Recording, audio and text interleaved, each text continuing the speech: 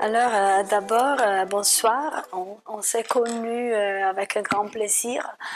Je commence pour vous remercier parce que ça a été vraiment l'occasion d'abord de réfléchir sur quelque chose, sur un sujet qui m'intrigue beaucoup. Parce que je trouve que c'est vraiment le sujet qui touche la vie des femmes, mais des hommes aussi, parce qu'on est toujours impliqué dans un réseau. Et donc, ce n'est pas quelque chose qui touche seulement quelqu'un, mais c'est un sujet plus vaste. Et merci pour m'avoir fait connaître cette exposition, ce travail admirable. Et donc, un croisement de pensées et d'images. Donc, un phénomène croisé double que j'admire vraiment beaucoup. J'admirais vraiment de lire et toutes les sensations qui venaient des photos, des images, des sensations très fortes, vraiment, qui donnent beaucoup à penser. Et je ne sais même pas plus si m'excuser pour mon franco-italien ou pour ma voix si profonde due à une grippe qui ne m'abandonne pas depuis longtemps. Et hier, j'étais tout à fait incapable de parler. J'étais contente parce que j'étais avec les collègues à l'université, donc il ne fallait pas parler trop. Mais aujourd'hui, je regrette. Et donc, je m'excuse en regrettant. Et quand on m'a demandé un abstract, photo, tout ça, je me suis un peu trouvée obligée à revenir sur ce que je croyais de savoir déjà. Donc, quand on parle de fertilité, infertile, on sait toujours déjà de quoi s'agit-il, de quelque chose. Et en effet, en y réfléchissant, je me suis rendu compte que je ne connaissais rien. Mais je ne savais vraiment rien. Parce que ce n'est pas seulement un adjectif, une femme qui est infertile ou une chose, l'infertilité. Mais c'est vraiment une expérience. Et j'ai eu une sorte de confirmation de tout ça en voyant ces photos. Ces photos confirment que fertilité et infertile, c'est une expérience. Ce n'est pas quelque chose dont on peut parler que d'un point de vue intellectuel. Pourtant, ne sachant pas ce que le français entend pour fertilité ou infertile, les paysages de l'infertile, je suis allée chercher dans le vocabulaire et j'ai vu qu'il y a 3 significations au moins. Alors, d'abord, la fertilité concerne la qualité de la terre. Donc, une terre est fertile quand elle produit abondamment, beaucoup de fruits. Et en ces cas, il y a des synonymes qui sont donnés par le vocabulaire. Donc, c'est fécondité, richesse. Et il y a aussi un contraire, stérilité, ce qui m'a frappé beaucoup. Parce que le contraire de la fertilité n'est pas infertilité, mais c'est la stérilité. Donc c'est quelque chose d'autre. Deuxièmement, c'est un mot qui relève du domaine du végétal, donc c'est-à-dire que les végétaux sont capables de reproduire, de se reproduire et de produire toujours à nouveau. Troisièmement, la fertilité a un sens figuratif. Et là, c'est très intéressant à l'honneur de ce lieu qui nous accueille parce que dans le sens figuratif, la fertilité est, je cite, la capacité de créer, d'inventer.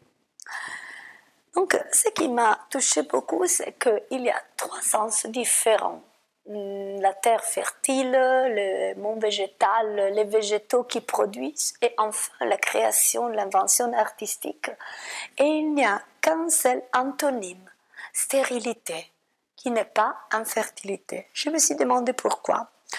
Je me suis demandé surtout ce que signifie vraiment le mot infertile. Et voilà le titre un peu bizarre que je donnais pour cette rencontre ici, impossible fertilité. Pourquoi ? Parce que infertile, oui, évidemment, nous sommes accoutumés normalement quand il y a le préfixe un qui précède un substantif, là c'est la négation. Mais on ne se demande jamais suffisamment pourquoi et quel genre de négation s'agit-il. Car l'antonyme, c'est stérilité, pas infertilité. Et alors, ces préfixes un, en effet, précèdent pour nier, ça c'est vrai, sans aucun doute, mais ils précèdent aussi pour montrer qu'il y a un surplus. Je donne un exemple. Innommable. Innommable ne veut pas dire qu'on ne peut pas donner le nom, mais que le nom est trop grand et il y a un trop grand numéro de noms que le seul nom qu'on donne à une personne, ce serait trop restrictif. Donc là, c'est un cas où le préfixe un ne nie pas pour ôter quelque chose, pour nier, mais il nie pour élargir. Donc pour dire, écoutez, si on reste dans le seul sens du nom objectif, on n'exprime pas la véritable essence de quelque chose. Un autre mot très proche, innombrable. Ça ne veut pas dire qu'on ne le peut pas numérer, mais qu'on ne peut pas connaître le numéro. On ne peut pas donner une idée fixe, figée, complète, mais que c'est une ouverture, presque à l'infini. Et enfin, l'infini lui-même. Les mathématiques nous enseignent, nous apprennent qu'il y a beaucoup de sens. L'infini en acte, l'infini en puissance, l'essence de la finitude qui est percée, qui est brisée par l'infini elle-même. Donc même infini, même en ces cas, le préfixe ne nie pas. Mais c'est comme dire il faut élargir la réalité. Et alors voilà, mon avis est que les choses se passent de la même façon pour l'infertile et infertilité aussi. Ça veut dire, le préfixe n'est pas une négation de la fertilité ou du fertile, mais c'est une sorte de réfraction. C'est-à-dire, dire infertile, ça signifie qu'on va chercher l'essence profonde comme un prisme qui donne toutes les couleurs de la lumière. Nous ne voyons pas les couleurs de la lumière. Il faut un prisme qui nous donne, comme dans l'arc-en-ciel, toutes les couleurs. Ce préfixe un qui précède la fertilité, ça veut dire que l'infertile n'est pas une négation, mais c'est un sens plus profond, c'est un élargissement de sens.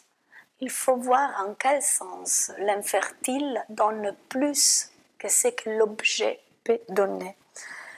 Pourquoi je dis donne plus? Parce que je crois que le plus grand risque auquel on s'expose quand on parle de fertile ou infertile est de savoir déjà que la fertilité est quelque chose. C'est-à-dire, on peut dire ce que c'est, on peut donner une définition, mais on a vu même le vocabulaire s'est soustrait à cette définition univoque. Moi, je propose un autre sens de fertile et donc de infertile.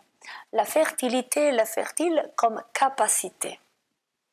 C'est une capacité, c'est-à-dire, et non quelque chose, elle n'est pas. C'est-à-dire que si la fertilité est donc peut-être niée comme quelque chose, ça va devenir comme ce porte-lunettes, ce stylo, quelque chose. Comme si ce n'était pas ce qui caractérise une personne, une expérience, une vie. Au contraire, je dis que la capacité, et que la fertilité, est une capacité de donner la vie et surtout une capacité d'ouverture en un surplus.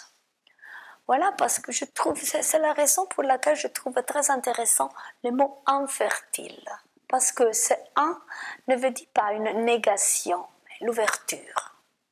C'est comme la blessure, la brisure qui ouvre, qui fait transpercer autre. Nous ne voyons pas la lumière pour ce qu'elle est vraiment. Il faut un prisme.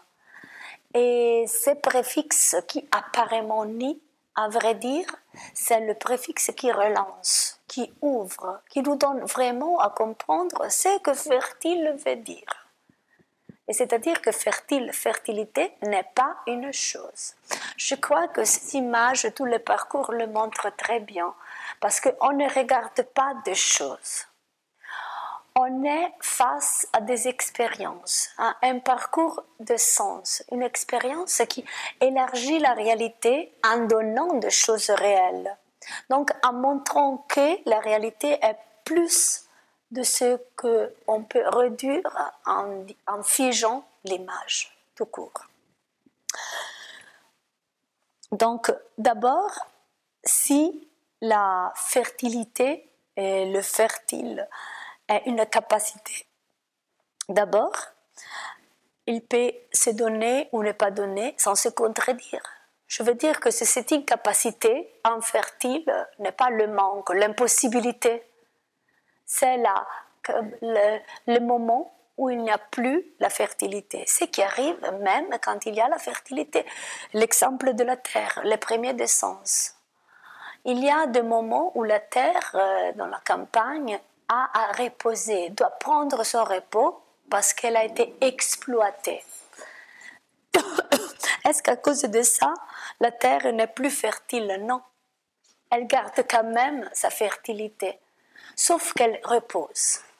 Donc, infertile n'est pas une négation, dans ce sens. Je propose aussi un second sens, où on comprend que infertile n'est pas une négation, mais une blessure. Donc, la terre, d'abord. Et deuxièmement, justement, l'expression artistique. Pourquoi je dis que l'infertile, la fertilité dans un sens plus large est aussi et même l'expression artistique. Qu'est-ce que la fertilité artistique? Et j'attends évidemment la démentie. Je ne crois pas que les artistes vont confirmer ça. Quelque chose qu'on possède. Je suis créatif. Je vais inventer quelque chose.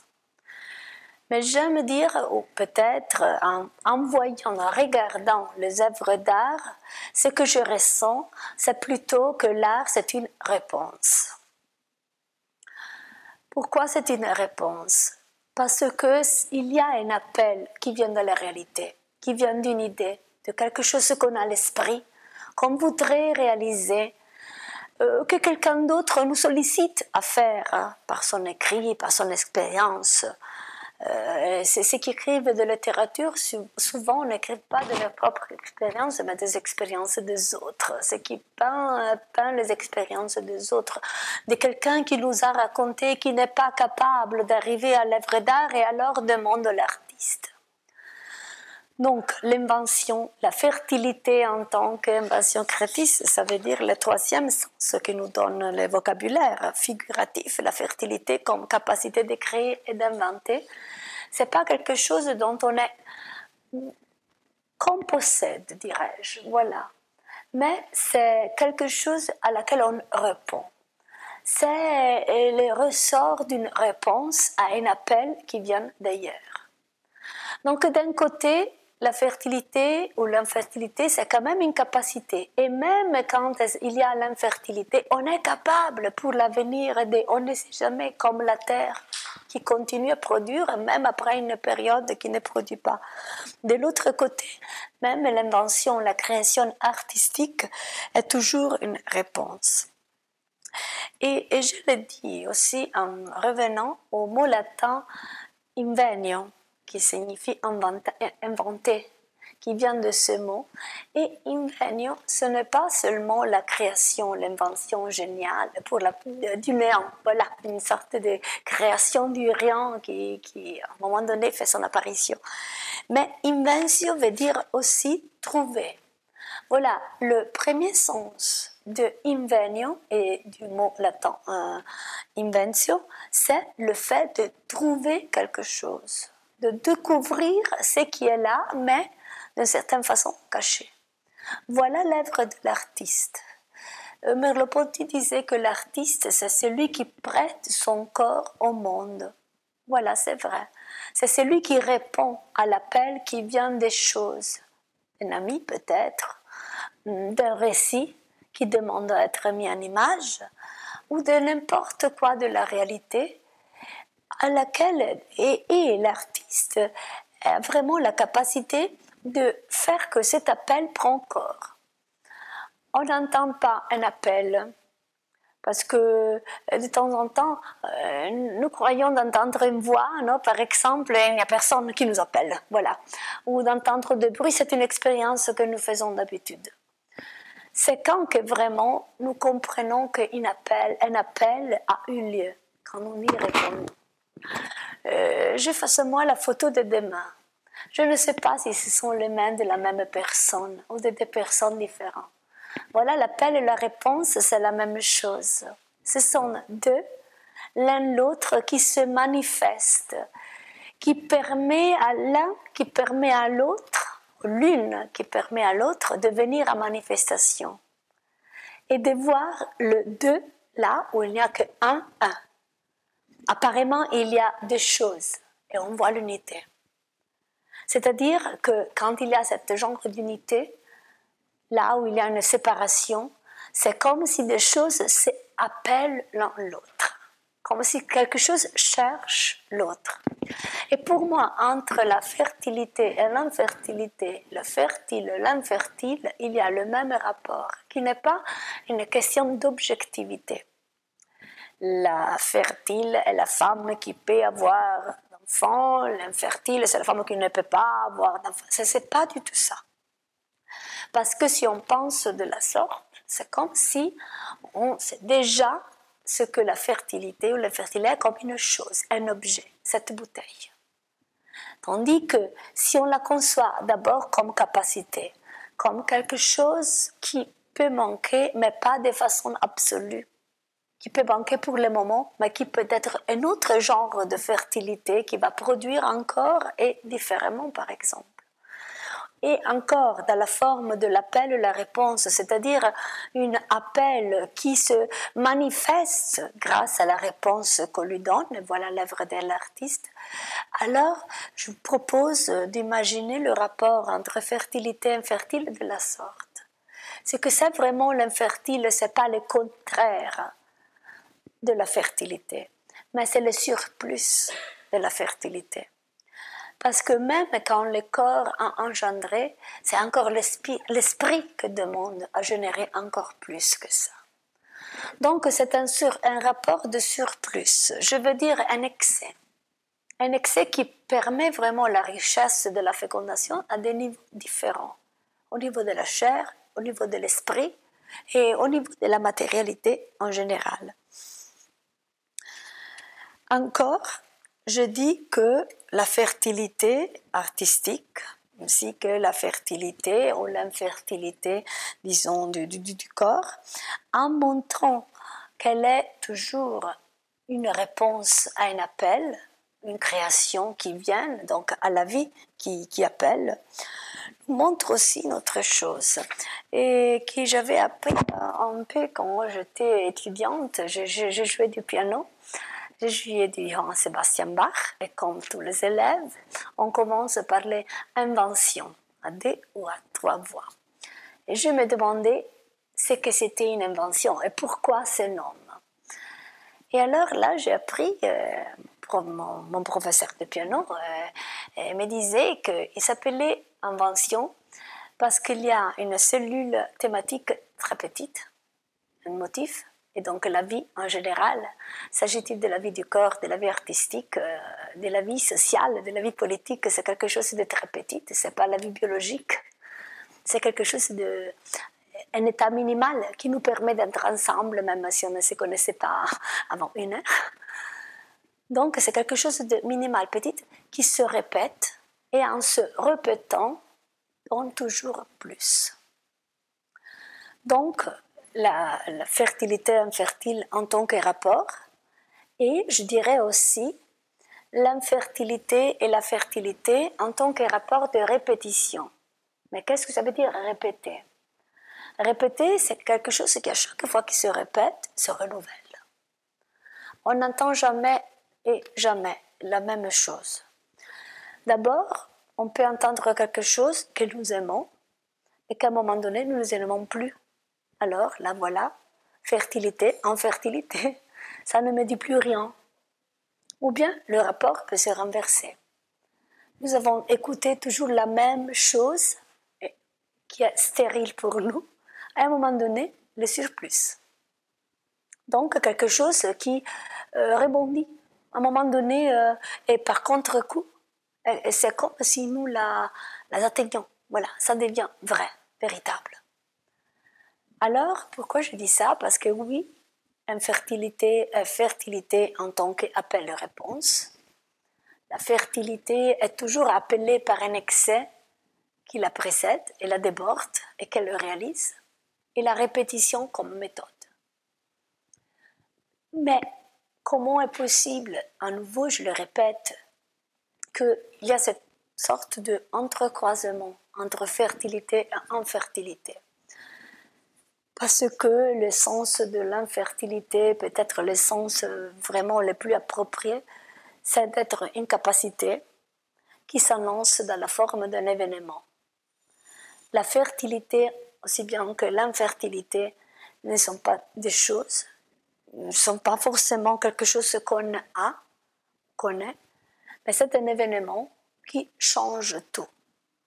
À un moment donné, on voudrait avoir quelque chose, le médecin dit on est infertile, non, ça change tout. Mais ça change la recherche de la fertilité. C'est-à-dire que ça recommence à regarder la réalité avec des yeux nouveaux et alors à redécouvrir ce qu'on croyait d'avoir perdu. Et c'est un peu en ce sens que je propose aussi de lire une phrase de l'écrivaine italienne Cesare Pavese qui écrivait dans son journal: est-ce que quelqu'un nous a promis quelque chose? Pourquoi donc attendons-nous? Ce qui revient à dire que l'attendu est sans pourquoi.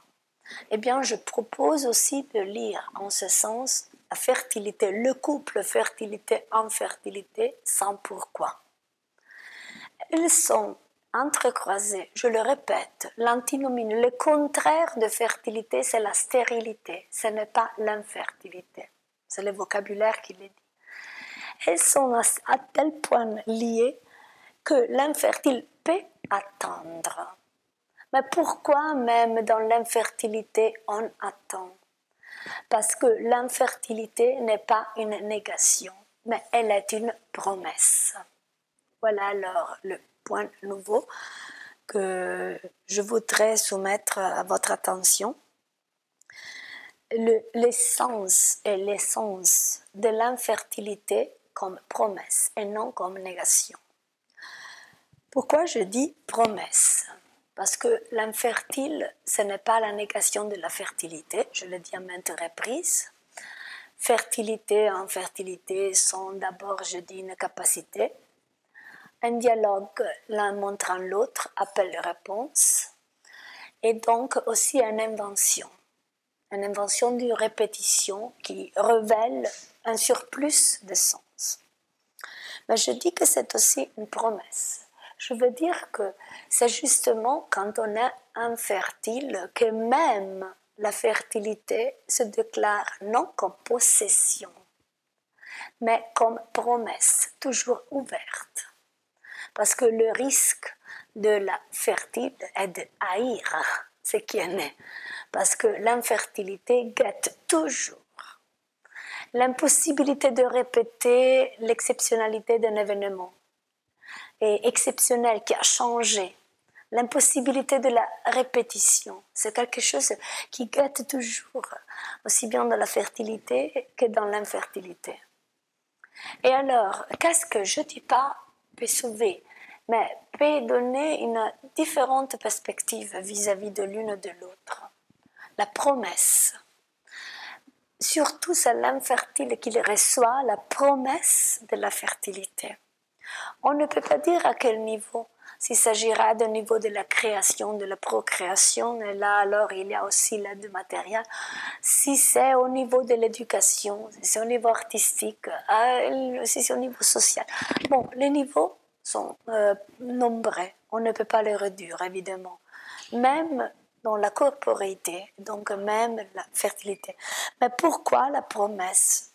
Je prends ça de deux figures de femmes dans la Bible, Élisabeth et Sarah. Ce sont des figures que j'ai aimées parce que, au fond, il y a une sorte de manifestation sceptique vis-à-vis de une sorte de scepticisme vis-à-vis de la promesse. Il s'agit de deux femmes qui étaient considérées pas infécondes, mais infertiles, mais stériles, donc incapables. donc non caractérisée par la capacité de la procréation.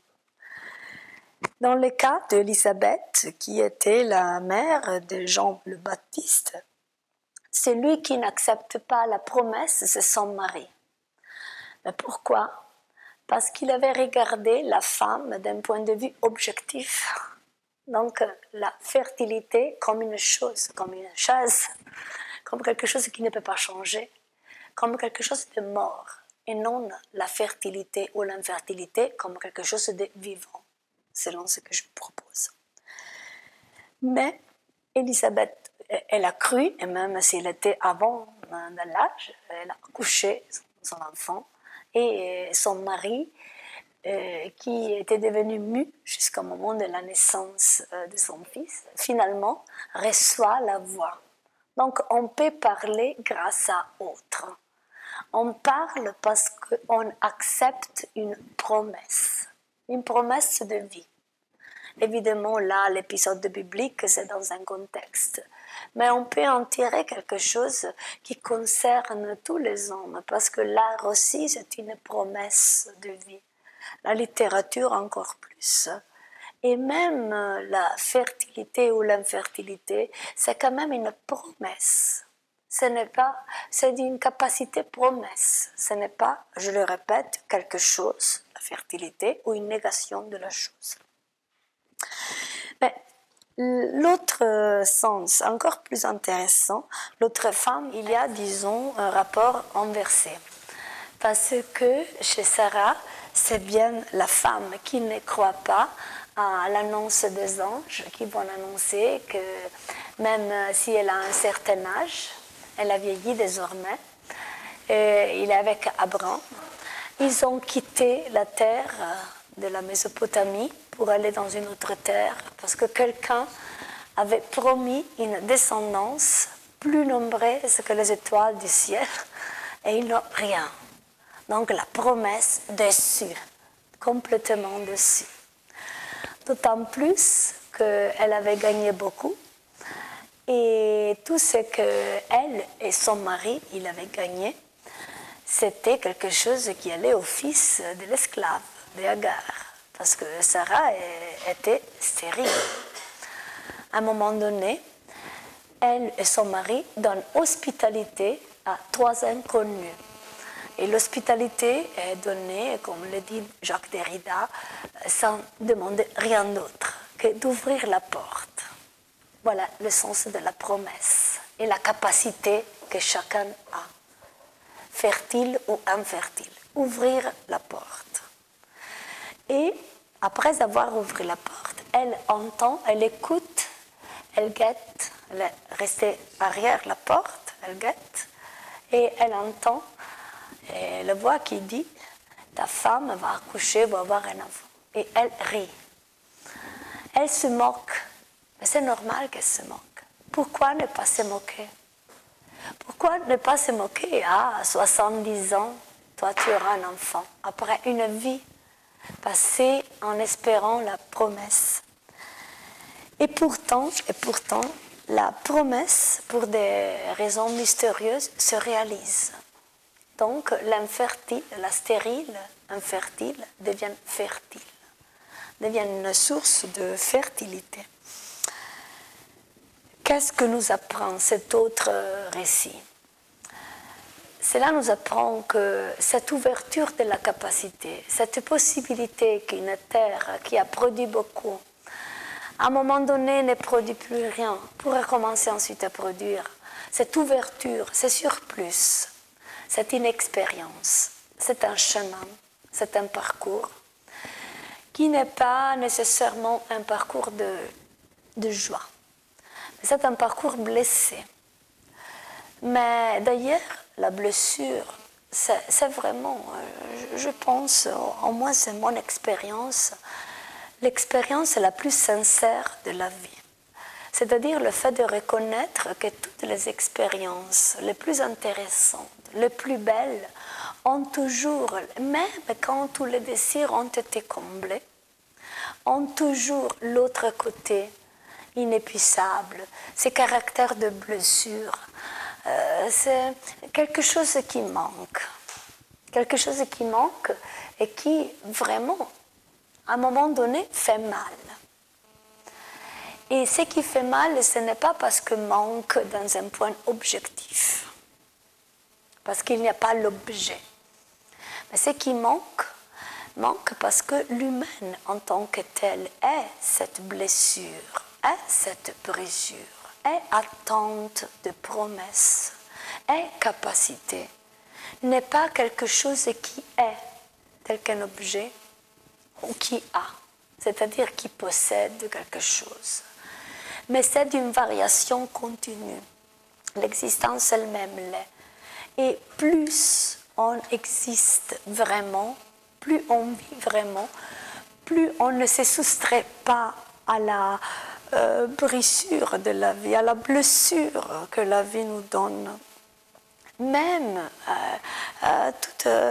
toutes les fois dans lesquelles nous sommes déçus par quelque chose, toutes les déceptions de la vie elle-même, seulement quand on a le courage de répondre à cet appel, même à l'appel de la blessure, alors on recommence à renaître, sans refouler la douleur. Voilà, c'est que j'ai appris en réfléchissant sur l'expérience de la maternité charnelle, de la maternité non charnelle, parce qu'on est mère même des étudiants qu'on rencontre, de tout le monde. Il y a beaucoup de formes de maternité. C'est-à-dire que, et je voudrais dire que les autres formes de maternité m'ont appris vraiment ce que voulait dire être mère. Je n'étais pas mère parce que j'étais mère d'un point de vue objectif, c'est-à-dire parce que j'avais accouché. Mais je suis obligée à chaque fois de réapprendre ce que la fertilité et l'infertilité à un moment donné veut dire. Parce qu'il est vrai qu'on est fertile dans un temps de la vie, mais il est vrai aussi qu'il y a un temps d'infertilité où il y a par exemple la possibilité, la capacité d'engendrer, et on ne veut plus engendrer, on ne peut plus engendrer, il n'y a pas les occasions. La vie est faite de beaucoup d'occasions, beaucoup de moments tout à fait différents par rapport à l'autre. On ne peut pas comparer les différents moments. Alors, ce que je voudrais laisser comme idée à la fin de ce bref parcours, c'est justement que la promesse, que c'est vraiment le trait caractéristique de la fertilité, aussi bien que de l'infertilité, c'est quelque chose qui blesse, vraiment, qui donne un coup, qui frappe, parce que c'est l'annonce que ce qu'on a et on est ne suffit pas. Et que la vie est vraiment digne si elle continue dans cette recherche. Que la fertilité en tant que recherche artistique, par exemple, et non en tant que chose, représente. Je voudrais dire donc qu'en effet, l'infertilité nous oblige à réfléchir sur ce que nous sommes en tant qu'être humain. Donc en tant que surplus, toujours blessé, en quête de sens, jamais défini, jamais terminé, et qui comprend de n'être jamais terminé justement quand son désir a été comblé. Et alors c'est à ces moments qu'on se rend compte qu'une blessure est encore là, transperce encore le moment où on est tranquille parce qu'on a finalement reçu ce qu'on voulait. Donc il y a une blessure de l'existence à laquelle on répond. Il y a une blessure de la capacité de fertilité, d'infertilité à laquelle on répond continuellement. Et je dis que c'est vraiment cette blessure, la véritable bénédiction de la vie. Parce que c'est ce qu'elle révèle, la fertilité, l'infertilité de la vie à elle-même. Elle la révèle parce qu'elle lui montre ce qu'elle vraiment est. Comme la lumière, je peux la voir par le prisme, à travers le prisme, je peux voir toutes les couleurs, pas d'emblée et sans une aide. Cette blessure, c'est ce qui me montre ce que fertilité et infertilité, dont le contraire est stérilité. Et alors, je voudrais conclure. Ensuite, on pourrait encore, je ne sais pas s'il y a l'espace pour questionner et parler ensemble encore. Je voudrais conclure en disant que l'infertile, c'est nous. L'infertile, c'est chacun de nous à chaque fois qu'on prétend de maîtriser la fertilité elle-même. S'agit-il de la fertilité artistique ou biologique? C'est pourquoi la fertilité est à jamais impossible. C'est-à-dire pas non possible du tout, mais ouvert toujours à l'excès que l'infertilité lui annonce. Donc, je ne vois pas le deux termes dans une sorte de contraposition, de juxtaposition, mais je le vois vraiment dans une progression. Et c'est en ce sens, en fin de compte, la progression du parcours des photos que j'ai vues, qui annonce les sens multiples de ce que fertile et infertilité sont ensemble. Donc, je n'aimerais pas le juxtaposer, j'aimerais plutôt le voir en tant que capacité, promesse et surtout deux ensemble, comme deux mains qui s'appellent l'une l'autre pour s'aider, pour se toucher, les deux parties, les deux côtés à laquelle on ne pourrait jamais renoncer. Sauf que si on renonce, on réduit la vivacité, la vitalité, la richesse, la productivité de la nouveauté, qu'on ne ressent que contre-coup de la fertilité. Personne ne peut dire « je suis fertile ». Qu'est-ce que ça veut dire? Je suis une artiste, j'ai un caractère, etc. La personne se présente « je suis fertile ». Personne ne le dit. C'est quelque chose qu'on se voit après coup. Et que c'est quelqu'un d'autre qui voit de nous. C'est pour ça que je dis que l'infertile, c'est nous. Parce que chacun de nous est ouvert à chaque moment de la vie, consciemment ou inconsciemment vécu, à cette brisure d'autres qui l'oblige à se remettre toujours en jeu, à se réinventer, à se répéter à nouveau. Mais qu'est-ce qui nous permet de nous répéter? C'est ce surplus, ce préfixe « un » qui est le surplus de la vie, qui caractérise l'échec de la vie, la brisure et même le succès, les deux ensemble. Mais le succès, c'est un véritable succès s'il est capable de comprendre que la source ne lui vient pas d'un délire d'omnipotence, parce qu'à un moment donné, la déception peut arriver pour tout le monde. Et de l'autre côté, ce qui a été déçu, frappé par la vie, c'est là que la vie recommence, parce qu'il est vivant encore. Et des capacités, des possibilités d'engendrer à nouveau sont toujours ouvertes. Merci pour avoir patienté, pour mon franco-italienne, pour m'avoir causé dans la grippe et tout ça. Merci.